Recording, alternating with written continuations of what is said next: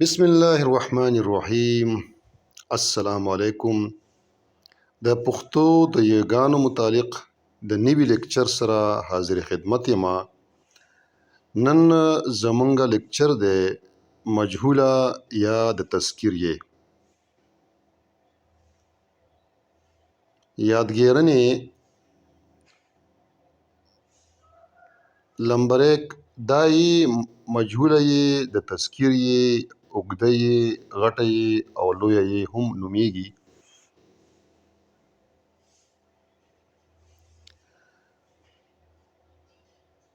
لمبر 2 دای د ګاونډي ژبو د یای مجهوله غټ یې سره یو شان آواز لري.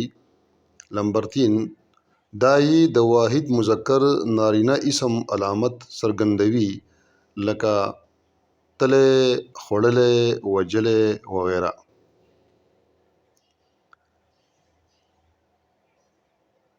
لمبر 4 دای د اسم صفت یا فعل په آخر کې استعمالیږي لکه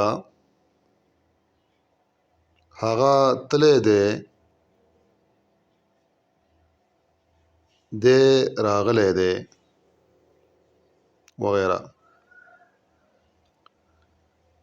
لمبر 5 دای د معروفې واحد سازوي یعنی د جمع مذکر اسم نه واحد مذکر سازوي لکه سړي، سړی، دارنګې سپي، سپی او پروني، پرونی وغیره.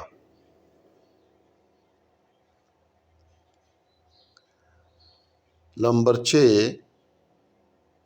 دای په یوسفزۍ یا پېښورۍ لهجه کې په دې شکل لیکلی شي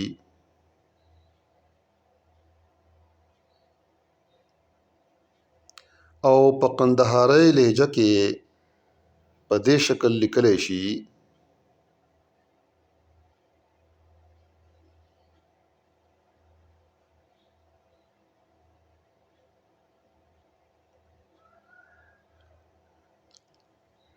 نمبر 7 دای د هیڅ یو ټکي په شروع کې نه استعمالیږي بلکې په منځ یا په آخر کې کارولی شي لکه سړی، میږی وغیره وغیره. ډیره زیاته مننه، ډیره شکریه. الله تعالی مو نهاد آباد ساته. خدا حافظ.